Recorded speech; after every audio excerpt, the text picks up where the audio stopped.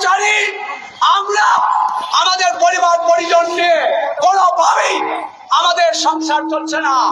আমরা বিগত দিনে বিগত সরকারের কাছে আমরা আবেদন নিবেদন করেও কোনো ফল পাইনি, কারণ বিগত সরকার কর্মচারীদের কথা শোনার চেষ্টা করেনি, আমাদেরকে কোনো সময় প্রয়োজন মনে করেনি। আমরা প্রত্যাশায় ছিলাম বর্তমান সরকার বৈষম্য বিরোধী সরকার, এই সরকার প্রজাতন্ত্রের কর্মচারীদের বৈষম্যের বিষয় বিবেচনা করে আমাদের বিষয় দেখবেন, কারণ সরাসরি আমাদের প্রধান উপদেষ্টা মহোদয় আমাদের অভিভাবক। আমরা কি দেখছি, আমাদের প্রধান উপদেষ্টা তথা আমাদের অভিভাবক প্রজাতন্ত্রের 11 থেকে 20 গ্রেডের কর্মচারীর বিষয় কোন চিন্তা না করে উনি ঘরে থাকা আমলাদের যাদের সুযোগ সুবিধা একের পর একাধিক সুযোগ সুবিধা, যাদেরকে কাল লোন দেওয়া হয়েছে 30 লক্ষ টাকা ফেরত দেওয়া হবে 18 লক্ষ টাকা, যাদেরকে ওই কার মেনটেনের জন্য দেওয়া হচ্ছে প্রতি মাসে 50,000 টাকা, সেই আমলারা অবসরে যাওয়ার পরেও তাদের কি প্রয়োজন ছিল, তাদেরকে ঘর থেকে ডেকে এনে আবারও তাদেরকে পদোন্নতি দিয়ে আর্থিক সুবিধা দেওয়া। প্রজাতন্ত্রের 15 লক্ষাধিক কর্মচারী, বিশেষ করে 11 থেকে 20 গ্রেডের কর্মচারী তাদের পরিবার পরিজন নিয়ে কোনোভাবেই সংসার চালাতে পারছেন না। আমি সামনে বলতে চাই, মাননীয় প্রধান উপদেষ্টা, আপনি আমাদের অভিভাবক হিসেবে আমরা দীর্ঘদিন আমরা আপনার কাছে স্মারকলিপি দিয়েছি, সাক্ষাতের জন্য আবেদন দিয়েছি, আপনি আমাদের দাবির বিষয় উপেক্ষা করে আমাদেরকে নিগৃহীত করছেন, আমাদেরকে অপমানিত করছেন।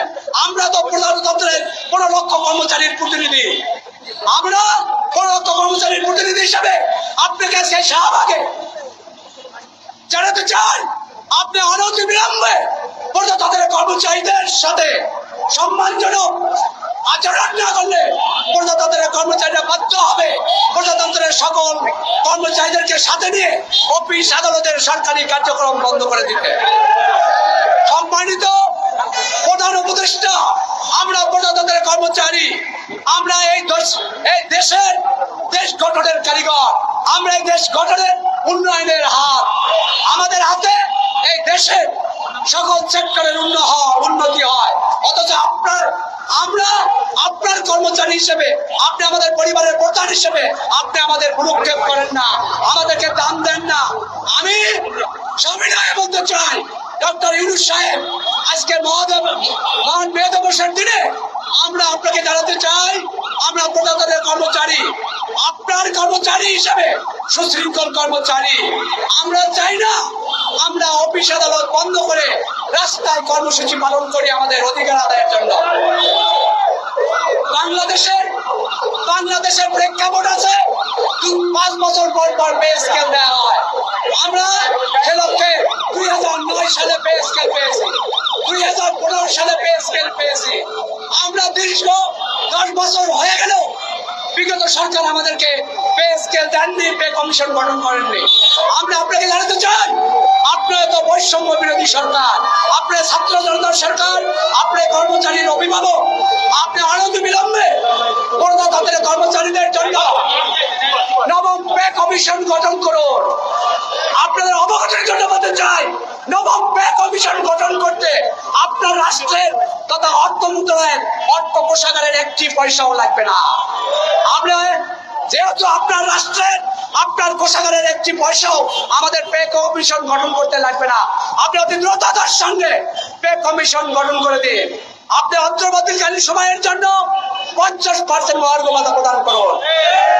আপনি রেশনিং পদ্ধতি সকল কর্মচারীদের জন্য চালু করুন। আমরা প্রজাতন্ত্রের কর্মচারী হিসেবে বলতে চাই, একটি স্বাধীন সার্বভৌম দেশে স্বাধীনতার 54 বছর পরেও সচিবালয়ে একরকম নিয়ম, সংসদ সচিবালয়ে একরকম নিয়ম, আপনার কার্যালয়ের কর্মচারীদের একরকম সুবিধা। আমরা প্রজাতন্ত্রের কর্মচারী হিসেবে এই স্বাধীন সার্বভৌম বৈষম্য বিরোধী অবস্থায় আমরা চাই এক ও অভিন্ন নিয়োগ বিধি। আমি ব্যাখ্যায় বলতে চাই, সচিবালয়ের নয়, আমাদের বাইরের অধিদপ্তর পরিদপ্তরের পদ পদবি হবে এক ও অভিন্ন, সকল কর্মচারী আমরা সম অধিকার পাবো, এই প্রত্যাশা ব্যক্ত